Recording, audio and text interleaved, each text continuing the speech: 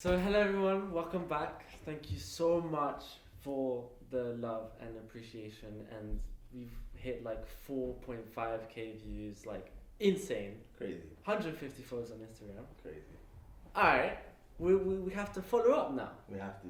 And our follow up topic for today will be mental stability. We feel like we've both experienced problems or experiences that could maybe help you like think a different way about mental stability and instability and just Yeah. So maybe just like we're gonna just have a conversation about it, innit? Like just see where it takes us. Like I mean that's what we do. Just have we have high vibrational conversation. High vibrational conversation. Indeed. Yeah. So what do you define mental stability as? Mental stability. So when you're mentally stable, but what does that actually mean? I think that if you're mentally stable, you kind of have a grounded sense of who you are. You know how your emotions are processed.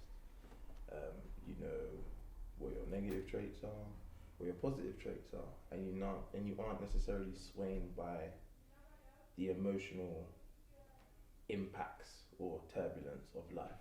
So you're always able to maintain clarity.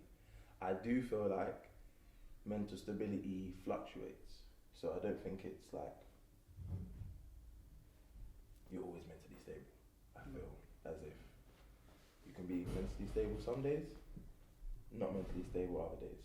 You know what I'm saying? So that's from my personal experience as well. There's been a few experiences slash insights I've had on my own mental stability that I would like to share with everyone. But that's how I define it. What about you, bro? Okay. I think mental stability is kind of being able to accept like who you are and being able to maybe control your emotions in a way, and that I feel it's your upbringing is very impactful on how you are able to actually control those emotions, because some people have outbursts of anger because of maybe how his or her father or mother brought them up with violence or loud speaking and stuff like that, and sometimes it just triggers things. And first of all, to be able to like acknowledge it is something, and that's already like half of the way there. Yeah, half of the way there. If you're able to acknowledge it, then you can help. Or maybe if it helps talking to people or things like that, we can.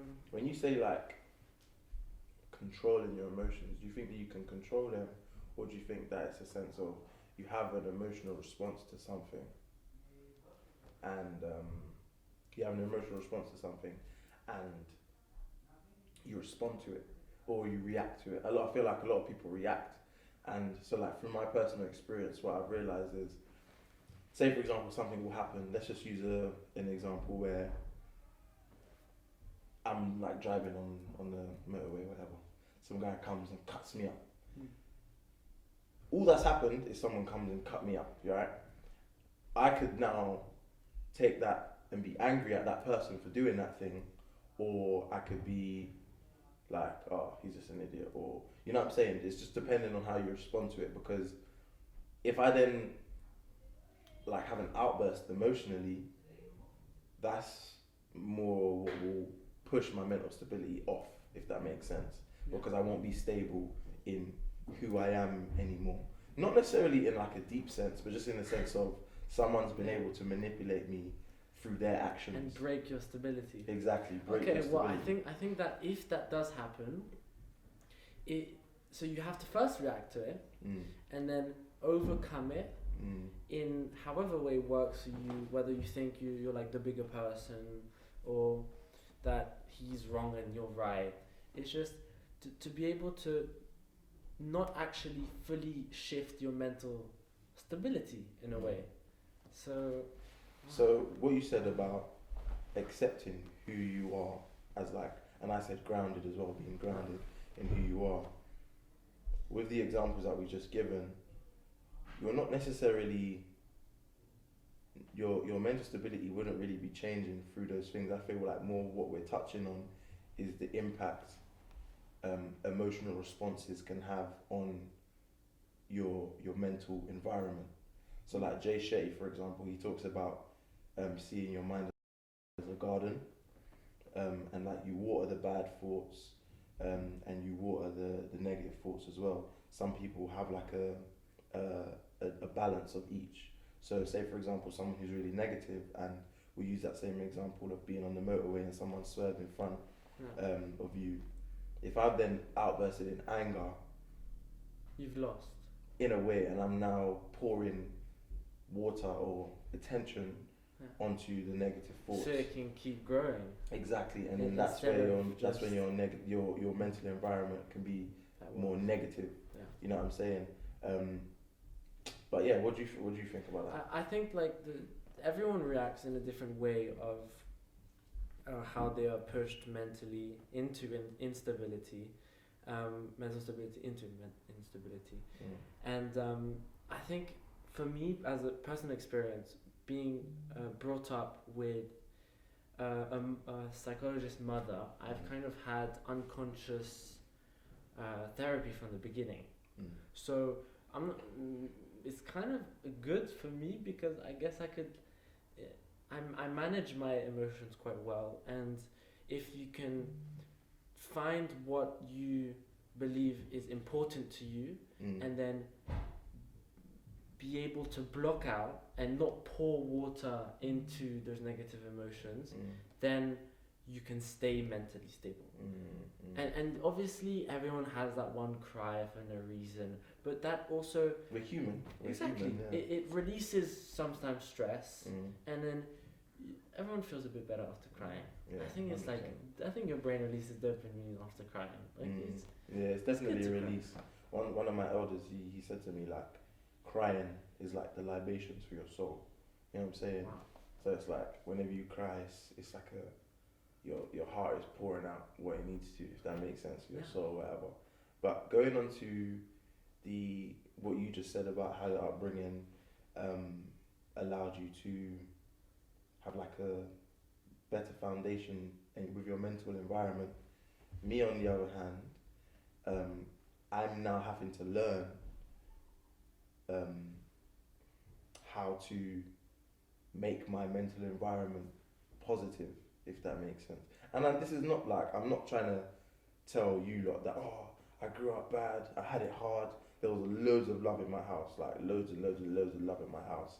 However, I just feel like there were certain behaviours that were picked up through generations, plus attitudes and behaviours that weren't necessarily productive in having a sound emotional environment. And I'm now learning that mentally sometimes I let emotions get the best of me. So if I'm feeling something, I'll either not talk about it, hold it in, where I kind of start to tear myself down internally, and that usually ends up with like a build up and breakout of like, oh, what the fuck, or like an outburst, you know what I'm saying? And yeah, I think now it's important that, like we spoke about awareness, having that awareness of what's going on and realizing as well that, life is always going to have things to make you respond in an emotional way. Like you said earlier, triggers, like there's going to be things that trigger you. But I think it's just like I said as well, responding rather than reacting. If you're reacting, it's unconscious behavior.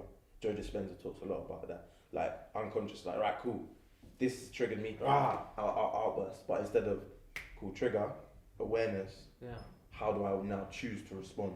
You know what I'm saying? And that can be a catalyst to having and building a better mental environment, in my opinion. Yeah, I honestly think that awareness is so important, because if you're able to realize how you were upbrought, and if you want to, and it is passed down to generations, and it's kind of a deadly cycle if it's not made aware of, and I think that you have been aware of how you've had a lot of love but also things that maybe you'd want to change for your children. And just my life in general. And your life in general, like whether you treat people in a way, 100%. because obviously your parents it showed you how to treat people, and if you're aware of maybe it wasn't the best way, then you can kind of change that. Yeah, 100%. What do you think then for the majority of the population, or let's just say people in our generation, what do you think their mental stability is like? I think that nowadays with like social media and how easily it is to crush someone's self-confidence, if you're not stable and strong and confident in yourself, everyone is so brittle. Suicide is a big thing right now. It's a big Very thing big for everyone, and if this podcast could like help in any sort of way, that's really what we thrive off, and to be able to kind of like understand you guys could be helpful. Let us know in the comments we'd love that. What you've experienced when it comes to mental stability. How is your mental state right now? And if you want us to touch up more in depth of any topics we've had, because we could like talk something that we might find more interesting, and like breeze through something that you might find more interesting. And so if you could like tell us, we'd love to. Let us know. We're here for you guys at the end of the day. So. And we see that you guys kind of like us, so we might have to. Yeah, we're here for you as much as you're here for us. You know what I'm saying? So, yeah, man. I think following on, the next episode we're going to be talking about happiness and manifestation.